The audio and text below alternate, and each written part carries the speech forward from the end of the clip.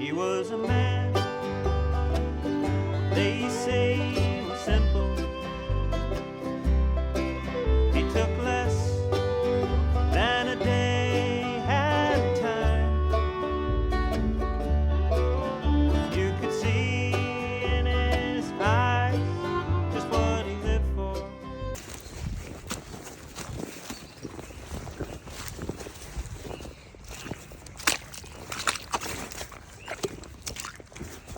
This is my balancing log. It's my Tai Chi here.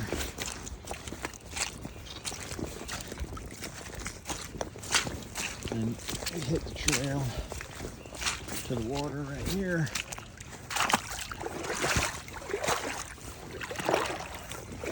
To the first 3:30, which I check every day, and every day it's empty.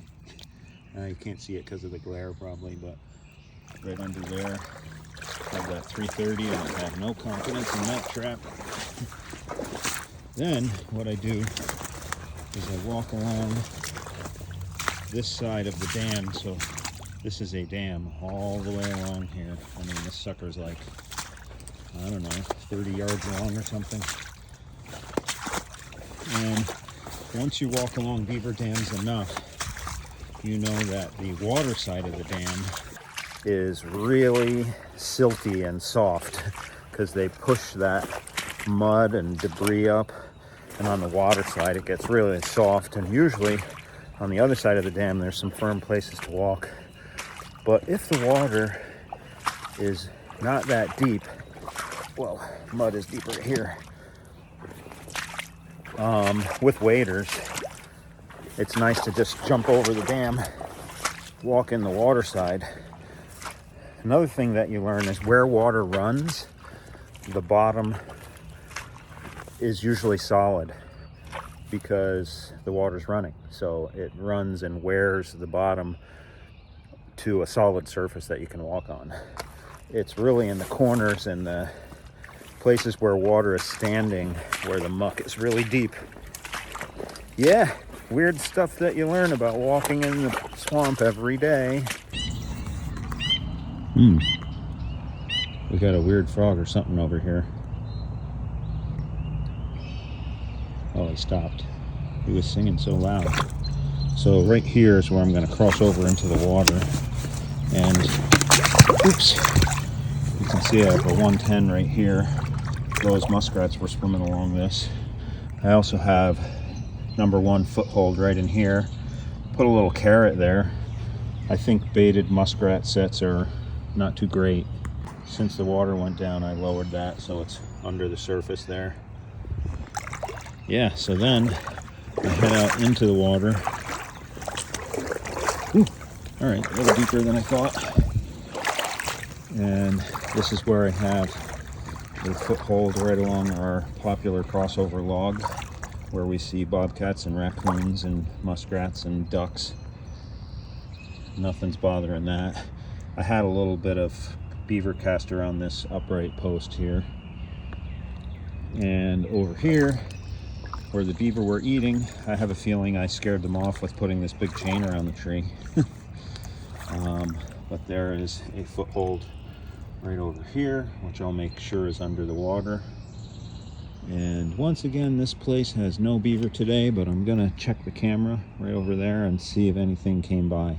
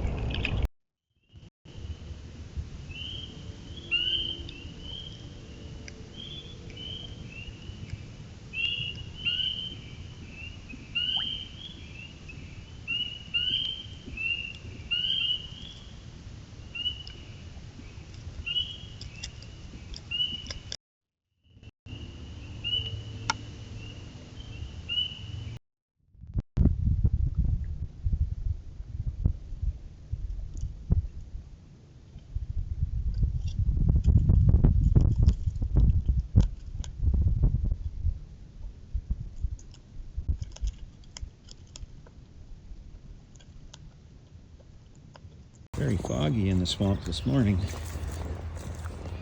I'm crossing over here to a set that to me looked really good from the first day, but there has been no beaver back. So that is right up here. Right in here we have plenty of beaver sign chewing on the branches and stuff. I have a caster mound that I made right there in the center. My trap's right down in there. There's beaver sign all over this tree. Got a camera over on the other side, but I haven't even seen them on camera coming back in here. I have a feeling they're feeding deeper in the swamp. Well, heading back into my second spot here. You know what's awesome about trapping too is experiencing the seasons, like all that predator trapping in the winter time and riding the ATV in 5-degree weather. And here we are, springtime, and the birds are singing. And holy cow, I sunk in a hole. It's really some deep spots here. This is what I was talking about, where you don't have the water running. You've got some really deep silt. And sometimes I'll sink like an extra foot. Yeah, so back to springtime. It's kind of cool, you know. I can get out here in much less clothes and enjoy the changing of the seasons. And I'm definitely seeing the beavers act differently. They're, you know, making their caster mounds now where they weren't before. Wonder what that is.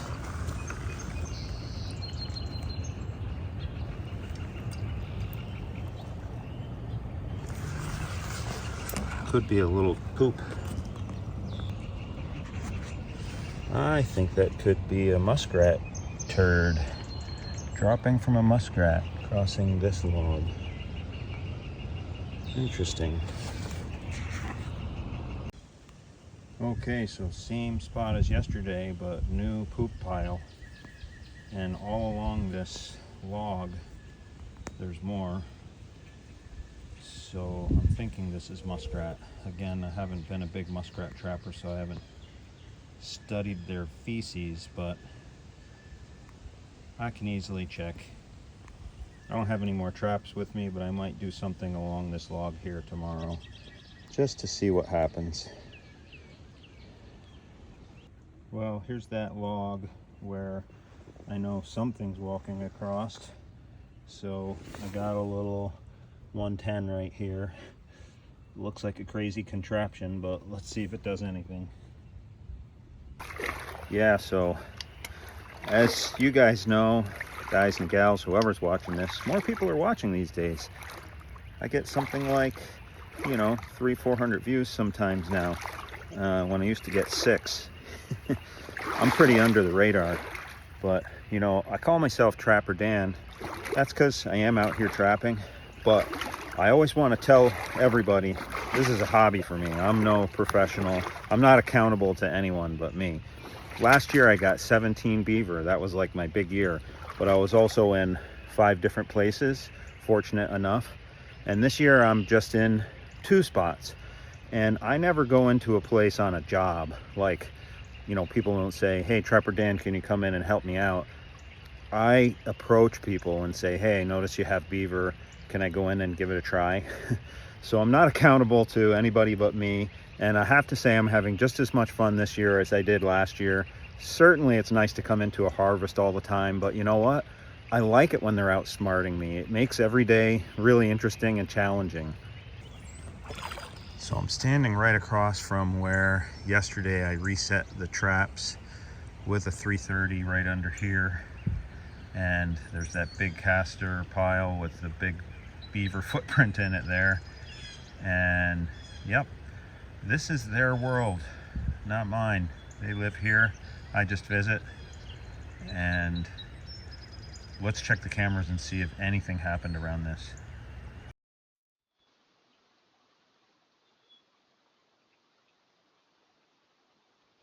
Yeah, so the cameras don't show anything. Here's me, you know, resetting the traps at this spot, but it doesn't look like the beavers came up here at all or walked around this spot at all. So we're just gonna let this go one more night and see what happens.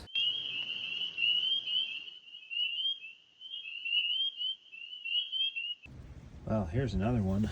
Looks like muskrat droppings on sort of a beaver mound, unless muskrats make mounds like that. But in any case, it's a little cloudy, but I have a foothold trap right in here. You can just barely start to see it. Little Victor #1.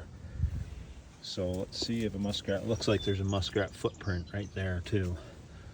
So we'll let that one see what happens. Well, I can see in this set here where we had the beaver making the caster mound has some new activity.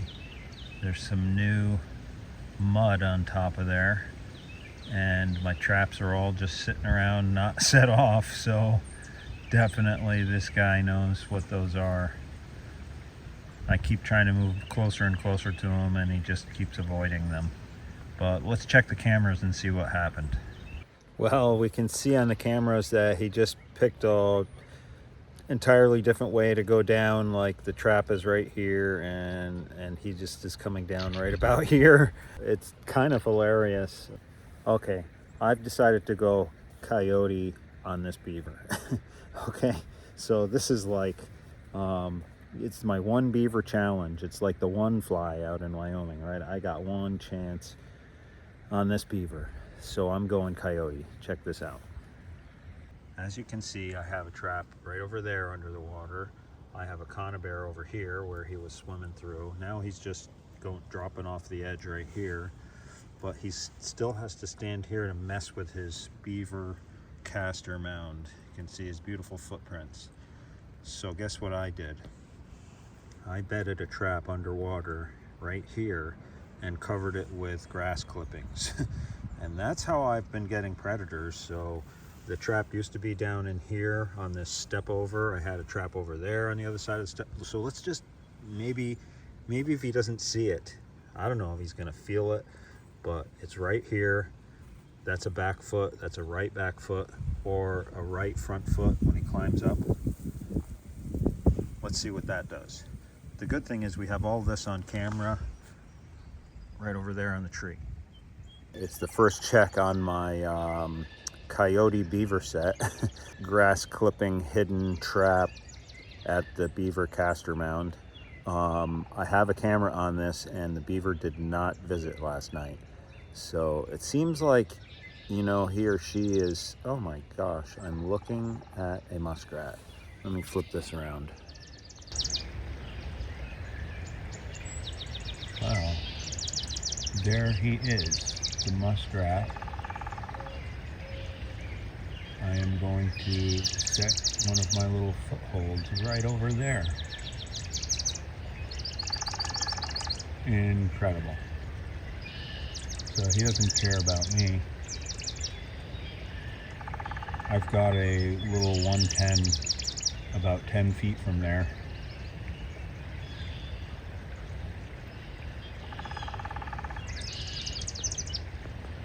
Okay, so where was I before the muskrat interrupted me? He's still over there munching on some grass and roots. I was at this beaver set, so he didn't come and visit, and it seems like it's every 2 to 4 days that he's at that caster mound. So I only have one more night because I am going on vacation, so I have to pull all these traps tomorrow. So we'll just have to see what happens. In the meantime, check out these crossover log videos. I am just loving putting cameras on logs.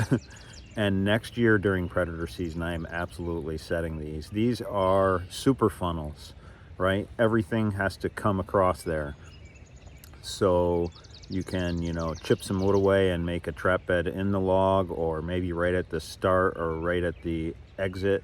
So far, I have everything but coyotes and a bear crossing over these logs. I do have bears on my camera at my hunting cabin. Here you can check that out. They were trying to get in the door. Yeah, crossover logs, that is where it's at. I don't have a foothold with me to set where that muskrat was feeding, but this is his little trail, and I have a 110 right in here. It kind of goes right through here, so let's see if we get him that way. Okay, just got out of the fur shed and I cleaned out the trapping Honda Fit and put the furs in that I'm ready to sell. So the 3 bobcats and about, what is that, 6 fox. I ended up keeping some, and I was able to sell some furs to some friends too who want to tan them, so that's pretty cool. And 1 nice fox and a bobcat went to the taxidermist, so it's been fun to have a little bit of a variety of how I'm selling. So these are going off to Chappie, and then I have a bunch of raccoons and maybe a few beavers and muskrats, and those will probably go to Groenwald's fur buying truck later. Okay, I lied. I have one more night. I thought I had just one night, but I have one more. So here's what happened. The beaver did not come back out last night because I don't have anything on the camera. A raccoon crossed over that log over there though in the dark, so I know the camera's working. So I still have a bedded trap under the grass right here and another one under the grass there. And today I put a little bit of a different beaver caster lure right in the beaver's own pile. I was leaving this alone because I knew he was coming here anyways, but I really just have one night left, so I want him to smell that and come up here and check it out even if he wasn't planning to. Oh my gosh. It's oh, there goes a fish. It's like March 21st and we're icing over again. Good morning, Trapper Dan here out on the beaver line. Hey, one thing you can always count on from Trapper Dan is the truth. Okay, I'm not making stuff up. I'm not taking like my best catches and that's the only thing I put out here. I'm just videoing a little bit every day of what's actually going on. And I am a hobbyist trapper, right? I just enjoy this. I enjoy it. It makes me a better person. It gets me out in the wilderness. I get my exercise. I am a restaurant owner. I spend a lot of time at a desk running around doing errands, managing the 26 people I employ. This is just me and nature, and I'm just sharing it with you in videos. But I have to say I'm pretty excited that Trapper Dan finally, check this out. I finally got the beaver who has been dancing around my traps. Yes, I figured him out. And guess which trap got him? The Coyote set. So bedded under the water and bedded under grass. And we finally got this beaver.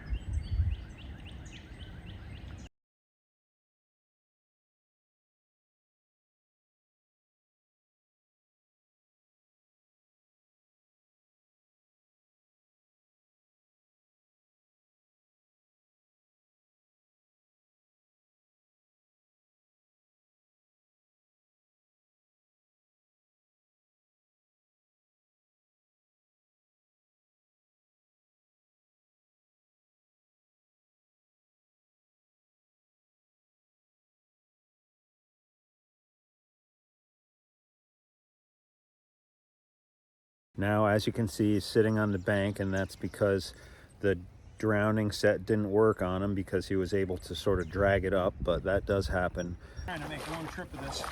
Probably should have a strap for my dispatch rifle.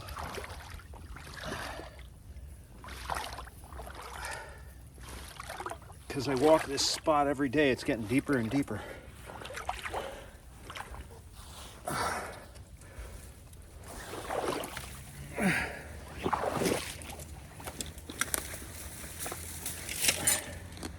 What I'm trying not to do is drop him in the mud because he's already really clean as opposed to my last one that rolled around in the mud.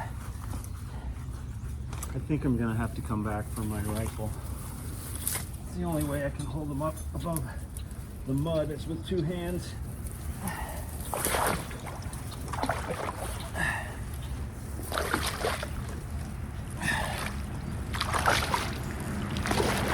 Okay, instead of 178 pounds now, we're over 200 pounds.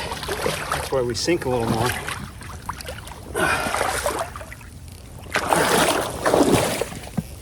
Oh, jeez.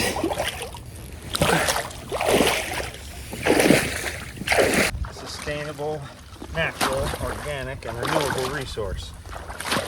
I've been trapping in this spot here for about 4 or 5 seasons, and I always score some, and they always reproduce and make some more.